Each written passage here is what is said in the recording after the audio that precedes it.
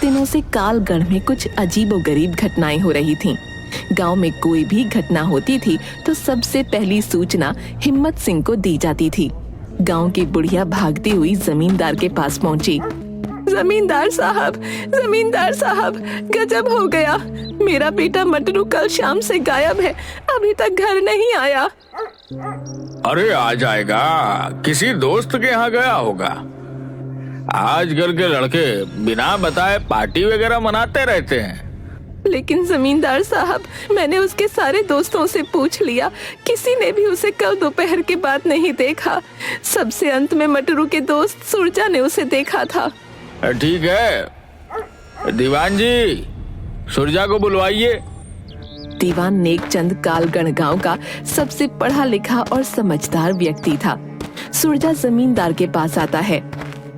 बताओ सुरजा, तुमने मटरू को सबसे अंतिम में कहाँ देखा था? जमींदार साहब, कल मटरू मुझे शाम 5 बजे शमशान के बगल में गन्ने की खेत की ओर जाते हुए मिला था। उस तरफ तो कोई जाता नहीं, अब वहां जाने के लिए तो मैंने पूरे गांव को मना कर रखा है।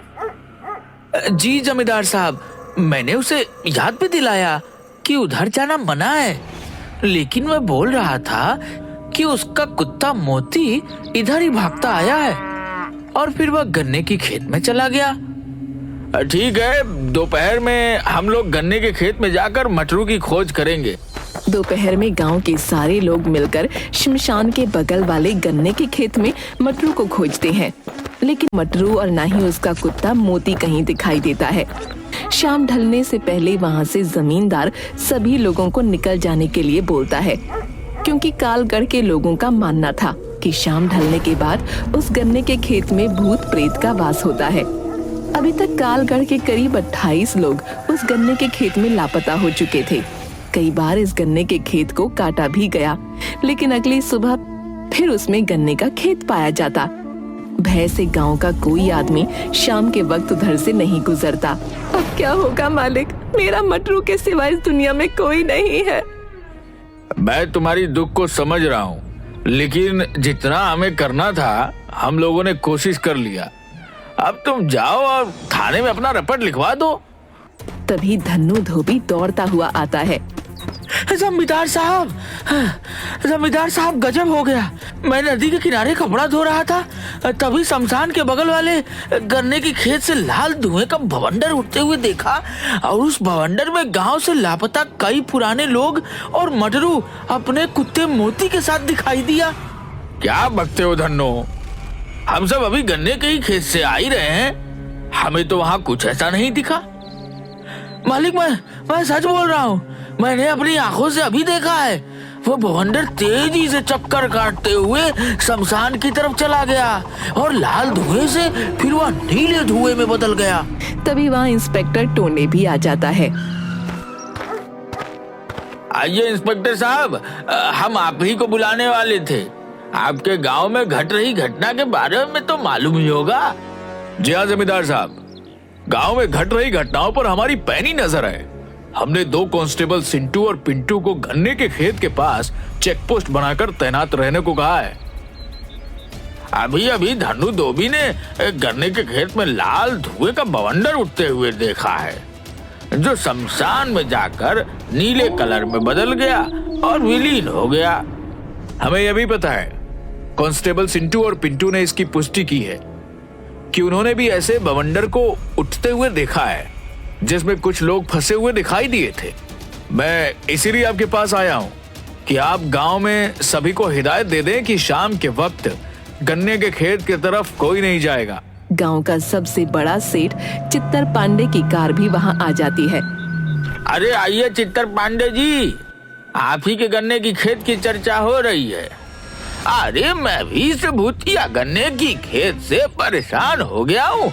मैं सोच रहा हूँ कि उसके चारों तरफ 4 दीवारी घिरवा दूं, ताकि कोई आगे कांड ना हो। सही सोचा है सेठ जी आपने। ये लीजिए मुखिया जी, 2 लाख रुपए मेरी तरफ से बुढ़िया को दे दीजिए। अरे पांडे जी, आप खुद दीजिए। अरे आप ही दे दीजिए, मैं गुप्त दान देने में विश्वास रखता हूँ, दिखावे में नहीं। अच्छा, मैं चलता हूँ, मंत्री जी के साथ एक इम्पोर्टेंट मीटिंग है। ऐसे ही आदमी को हमारे समाज की जरूरत है। बहुत ही नेक आदमी है सेठ जी। उधर कांस्टेबल सिंटू और पिंटू चेक पोस्ट पर। भैया, आप कहाँ से हो? हम तो बिहार से हैं। और आप? हम तो यूपी से हैं। जरा सुरती है तो दो यार, डर के मारे पिछवाड़ा फटा जा रहा है। बताओ, हम लोग क्या भूत पिशाच भगाने के लिए भर्ती हुए थे पुलिस में? हाँ भैया, बात तो तुम ठीक कह रहे हो। ये लो चिनौटी, पहले खैनी रगड़ो, फिर खा के सोचेंगे कि हमें क्या करना है। डर तो ससुरा हमें भी लग रहा है। भैया, तुमने कभी भूत देखी है? हाँ भाई, हमने तो भूत देखा है।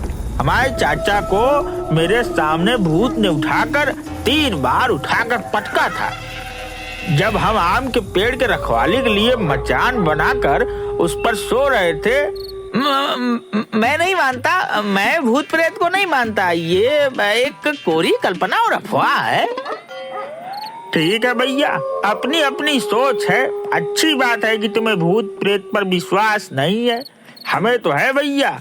ऐसा करते हैं, आधी रात तक तुम पहरा देते रहो, आधी रात के बाद मुझे उठा देना और तुम सो जाना। हाँ, यही ठीक रहेगा भैया। ठीक है भाई, मैं तो अब सोने जा रहा हूँ। रात 2 बजे हमें उठा देना। अभी 5 मिनट ही हुए थे कि चेक पोस्ट के पास बने झोपड़ी में सिंटू सोने जा रहे पिंटू के पास आता है। अरे सिंटू, क्या हुआ? तुम अंदर क्यों आ गए? भाई, मुझे पेशाब लगी है। अबे तो पेशाब अंदर करेगा क्या? थोड़ी दूर जाकर पेशाब कर लो, पूरा खेत खाली पड़ा है। वैसी बात नहीं है पिंटू भाई, दरअसल मुझे उधर जाने में डर लग रहा है। प्लीज थोड़ा सा मेरे साथ चलो ना, मैं पेशाब कर लूंगा तो फिर आ जाना।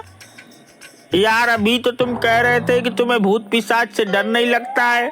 तुम्हारे इस बात से मुझे भी कुछ हिम्मत बढ़ा था, लेकिन तुम तो मुझसे भी ज्यादा डरपोक हो। चलो, टॉर्च लेकर चलते हैं। सिंटू चेक पोस्ट से कुछ दूर जाकर पेशाब करने लगता है। उससे 2-4 कदम दूर पिंटू खड़ा हो जाता है। अचानक वहाँ से एक काली बिल्ली सिंटू के पैरों से टकराती हुई दूसरी ओर खेत में भाग जाती है। सिंटू डर के मारे उछल पिंटू के ऊपर चढ़ जाता है। भैया बचाओ, बचाओ, मेरे पैरों से भूत टकराया अभी। अबे वो काली बिल्ली थी, मैं भी उसे टॉर्च की रोशनी में खेत में जाते हुए देखा है। चल उतर जा। नहीं भैया, भूत है। अभी मेरे पैरों में टकराया है।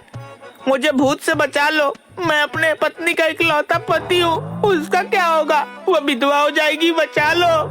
तभी आकाश में अचानक बिजली चमकती है और बादल गरजने की आवाज के साथ सिंटू और डर जाता है। भूत भूत! अरे उतर, मुझ पर क्यों दिया मुँह? सारा वर्दी खराब कर दी तूने। चल झोपड़ी के अंदर चल। सॉरी भैया, वो बादल की आवाज और डर से मेरी सुसु निकल गई। भैया, हनुमान चालीसा पास रखते हो क्या? भूत पिशाच निकट नहीं आवे, महावीर जब नाम सुनावे। दोनों कांस्टेबल चेक पोस्ट के पास बने झोपड़ी के अंदर चले जाते हैं और एक ही खटिया पर दोनों सोने की कोशिश करने लगते हैं, लेकिन डर के मारे दोनों को नींद भी नहीं आ रही थी। तभी एक बार फिर बादल गरजता है और हवा से झोपड़ी के ऊपर रखा टीन नीचे गिर जाता है। सिंटू भूत भूत करते हुए खटिया से उठकर बाहर भाग जाता है। उसके पीछे पीछे पिंटू भी भागता है। अरे सिंटू, किधर जा रहा है? रुक रुक जा मेरे भाई, तुम भी जल्दी भागो वहाँ से, भूत है वहाँ। भूत! मैं जा रहा हूँ थाने में, तुम भी भागो वहाँ से। पर मेरे भाई, गांव तो इधर है, उधर तो गन्ने का खेत है, उधर नहीं जाना। प्लीज लौट आओ, मेरी बात मानो, मेरी आवाज सुन रहे हो ना?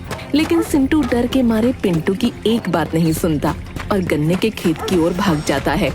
पिंटू थक हार कर थाने लौट आता है और इंस्पेक्टर टोंडे को सारी घटना बताता है। सुबह में सभी लोग कांस्टेबल सिंटू को खोजने गन्ने के खेत में जाते हैं। लेकिन सिंटू का कहीं अता पता नहीं मिलता। इंस्पेक्टर साहब, आपने बोला था कि हमने 2 कांस्टेबल सुरक्षा के लिए गन्ने के खेत के पास लगा दिए, लेकिन अब तो कांस्टेबल भी गायब हो गया। अब क्या किया जाए? जमींदार साहब, मेरी बात मानो, अब हमें औघड़ों की मदद लेनी होगी। तब पता चलेगा कि इस गन्ने के खेत का राज क्या है।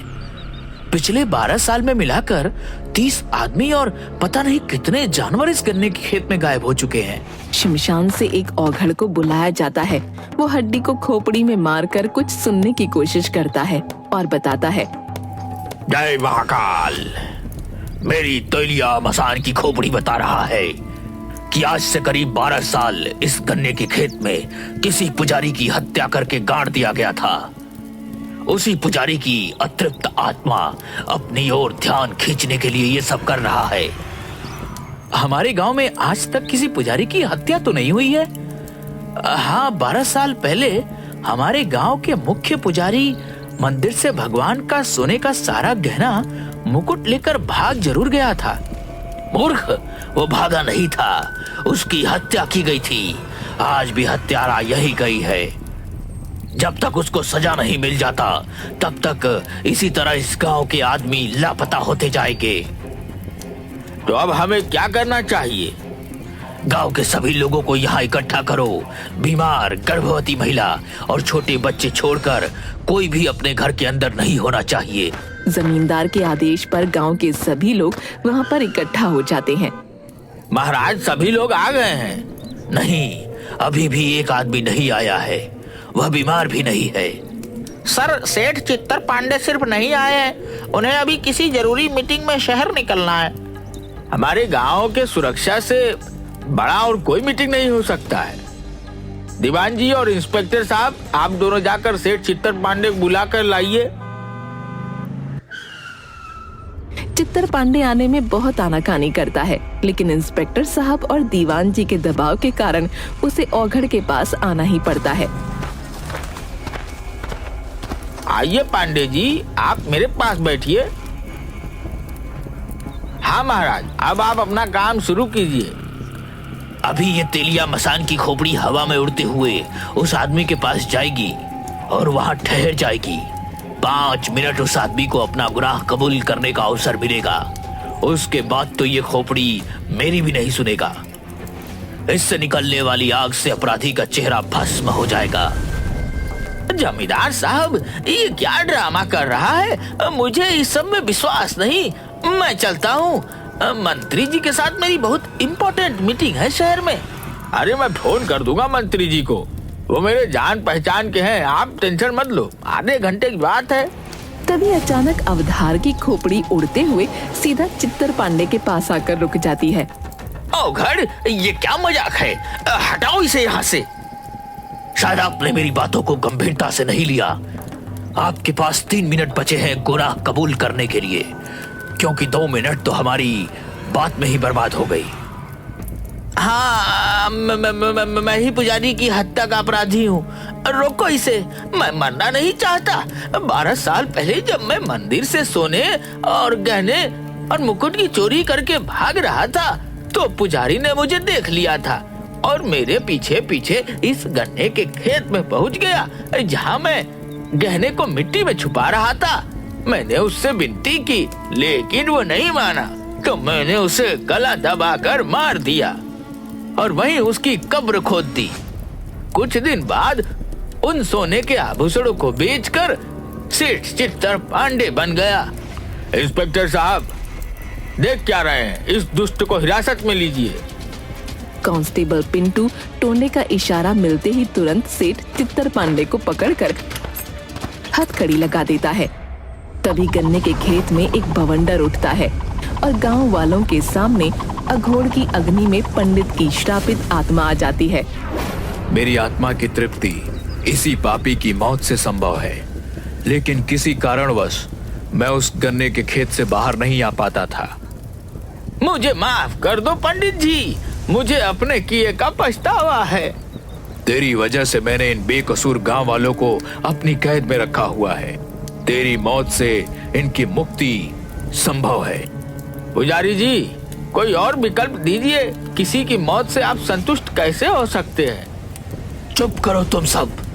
मेरी मौत को रहस्य बताकर शानो शौकत की जिंदगी जी रहा है, लेकिन अब नहीं। उसके बाद पुजारी की आत्मा अपने तेज तर्रार नाखूनों से चित्तर पांडे का गला पकड़ उसे हवा में लटका देती है और थोड़ी देर में ही उसको मार डालती है। इसके बाद आत्मा वहाँ से गायब हो जाती है मुक्ति, मुक्ति। और एक के बाद एक करके 30 आदमी और कई मवेशी उड़ते हुए आकर औघड़ के पास गिरते हैं और सभी सुरक्षित अपने अपने परिजनों से मिल जाते हैं। औघड़ के कहने पर उस गन्ने के खेत को जलाकर पुजारी जी की याद में एक बड़ा सा मंदिर बनवा दिया जाता है।